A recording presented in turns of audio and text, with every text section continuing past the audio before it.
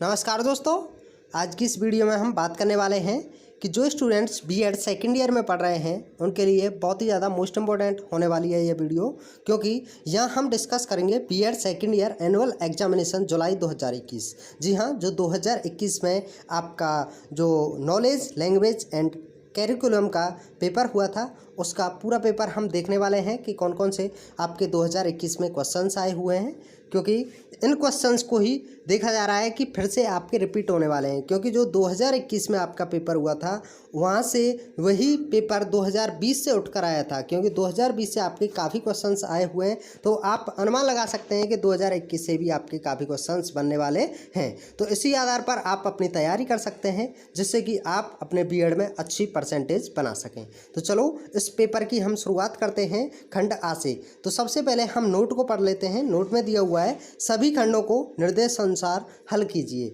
यहाँ हम हिंदी प्रॉपर हिंदी के बारे में बात करेंगे। अगर आप चाहते हैं नहीं सर इंग्लिश के बारे में भी आप बात करें तो हम इंग्लिश के बारे में अगली वीडियो ला देंगे जिसमें हम हिंदी एंड इंग्लिश दोनों की बात करेंगे, क्योंकि इससे क्या होता है हमारा वीडियो काफ़ी लंबा हो जाता है। इसीलिए हम एक ही लैंग्वेज पर काम करते हैं, या तो इंग्लिश में बना सकते हैं या फिर हिंदी में बना सकते हैं। तो यहाँ हम बात करते हैं सभी क्वेश्चंस आपको हल करने हैं। यहाँ से सेक्शन ए यानी कि खंड आ से आपको विस्तृत उत्तरीय प्रश्नों के बारे में बात करते हैं। यहाँ आपको 3 क्वेश्चंस को करना होता है। विस्तृत उत्तरीय में आपको केवल 3 क्वेश्चंस को कंप्लीट करना होता है। तो सबसे पहले हम क्वेश्चन नंबर 1 को बात करेंगे कि ज्ञान से आप क्या समझते हैं। जो नॉलेज होती है हमारी उससे आप क्या समझते हैं, ज्ञान क्या होता है, किस तरह से आप इसका एक्सप्लेन कर सकते हैं। ज्ञान की प्रकृति एवं कसौटियों की विवेचना, यहाँ आप क्वेश्चन नंबर 1 को देख सकते हैं। यानी कि क्वेश्चन नंबर 1 में ही आप इस क्वेश्चन को भी कर सकते हैं। अगर आप पर वह क्वेश्चन नहीं आता है, उन कारकों के नाम बताइए जिनके आधार पर सामाजिक संरचना को जाना जा सकता है। उस प्रक्रिया की व्याख्या कीजिए जिसमें ये कारक समाज के ज्ञान के रूप को प्रभावित करते हैं। वहीं हम क्वेश्चन नंबर 2 को देखते हैं। क्वेश्चन नंबर 2 में दिया हुआ है शिक्षण का अर्थ व परिभाषा दीजिए एंड शिक्षण की प्रकृति का वर्णन भी कीजिए। या सेकंड क्वेश्चन के अंतर्गत या दिया हुआ है अथवा दिया हुआ है, आप क्वेश्चन नंबर इसको भी देख सकते हैं। मौन वाचन से आप क्या समझते हैं, इसकी आवश्यकता एवं महत्व को स्पष्ट कीजिए। वहीं हम क्वेश्चन नंबर 3 को देखते हैं।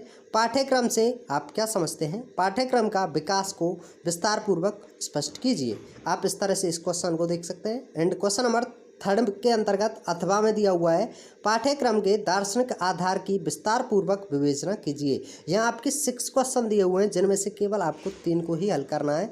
जो भी फर्स्ट में एंड अथवा के साथ दिया हुआ है उनमें से केवल आपको एक क्वेश्चन को ही देखना है। वहीं हम सेक्शन की बी की बात करें यानी कि खंड बा की बात करें तो इसका नोट दिया हुआ है कि इस खंड में 8 प्रश्न दिए गए हैं। किन्हीं 2 प्रश्नों के उत्तर दीजिए। प्रत्येक प्रश्न 4 अंकों का है। तो यहाँ केवल आपको 2 क्वेश्चंस के ही जवाब देने हैं। वैसे लगातार क्वेश्चन का क्रमांक देखें तो क्वेश्चन नंबर 4 की बात करेंगे। ज्ञान मीमांसा से आप क्या समझते हैं, ज्ञान मीमांसा क्या होती है इसके बारे में आपको बताना है। क्वेश्चन नंबर 5 को देख लेते हैं। जॉन डीवी के दर्शन की ज्ञान मीमांसा की संक्षिप्त विवेचना कीजिए। जबकि क्वेश्चन नंबर 6 में पूछा गया है कि सामाजिक संरचना से आप क्या समझते हैं, सामाजिक संरचना क्या होती है। एंड क्वेश्चन नंबर 7 को देख लेते हैं। क्वेश्चन नंबर 7 था पाठन के स्कीमा सिद्धांत का वर्णन कीजिए। वहीं क्वेश्चन नंबर 8 था ज्ञान एवं सूचना में क्या अंतर होता है। क्वेश्चन नंबर 9 है एकीकृत पाठ्य का क्या अर्थ है, एकीकृत पाठ्य क्या होता है इसको आपको अर्थ सहित लिखना है। वहीं क्वेश्चन नंबर 10 को देखते हैं। अंतर विषयक सह संबंध से आप क्या समझते हैं। तो अंतर विषयक सह संबंध क्या होता है आपको थोड़ा बता देना था। वहीं क्वेश्चन नंबर 11 को देखते हैं। पाठ्यचर्या तथा पाठ्यक्रम में क्या अंतर होता है, यानी कि पाठ्यचर्या और पाठ्यक्रम में अंतर होते हैं, उनके बारे में 1-2 अंतर आपको स्पष्टतः बता दे रहे थे। वहीं हम सेक्शन सी यानी कि खंड सा की बात करें तो वहाँ अतलग उत्तरीय प्रश्न पूछे जाते हैं खंड सा के अंतर्गत। तो खंड सा में हम देखेंगे कि कौन कौन से क्वेश्चंस आए हुए हैं आपके, जहाँ से आप अच्छी तैयारी कर पाएंगे। तो वहीं नोट पढ़ लेते हैं। इस खंड में 10 प्रश्न दिए गए हैं। किन्हीं 4 प्रश्नों के उत्तर दीजिए। प्रत्येक प्रश्न 2 अंक का है। तो आप यहाँ इन क्वेश्चंस को देख सकते हैं। क्वेश्चन नंबर 12 को देखते हैं। सबसे पहले मूल्य मीमांसा क्या है, मूल्य मीमांसा किसे कहते हैं आपको बताना है। वहीं क्वेश्चन नंबर 13 पूछा था ज्ञान एवं कौशल में क्या अंतर होता है, यानी कि ज्ञान एवं कौशल में क्या अंतर होता है आपको स्पष्टतः बताना था। वहीं हम क्वेश्चन नंबर 14 को देखते हैं। सस्वर वाचन क्या होता है। वहीं हम क्वेश्चन नंबर 15 को देखें। बाल केंद्रित पाठ्यक्रम क्या होता है, यानी कि बाल केंद्रित पाठ्यक्रम क्या होता है और एक अध्यापक केंद्रित पाठ्यक्रम भी होता था पहले के टाइम पर, लेकिन अब फिलहाल बाल केंद्रित पाठ्यक्रम पढ़ाया जा रहा है। तो इसी आधार पर आप इसको जवाब दे सकते हैं किस तरह से।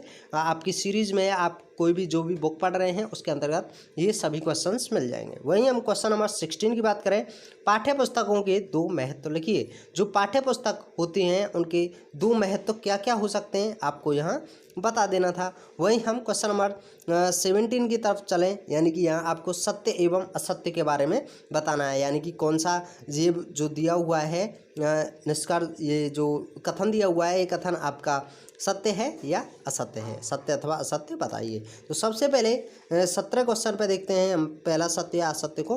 पाठ्यक्रम उद्देश्य केंद्रित होता है, क्या यह बात सत्य है या असत्य है, यह आपको कमेंट में बता देना है।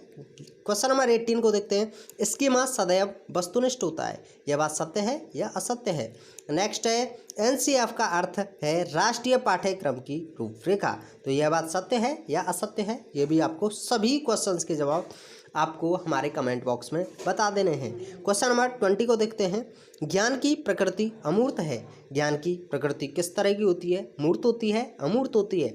क्वेश्चन नंबर लास्ट देख लेते हैं। क्वेश्चन नंबर 21 में है, पाठ्यक्रम तथा पाठ्य वस्तु में कोई अंतर नहीं है, क्यों नहीं है जी, बिल्कुल अंतर होता है। तो आपका यह कथन सत्य है या असत्य है, आपको यह भी कमेंट बॉक्स में ही बताना है।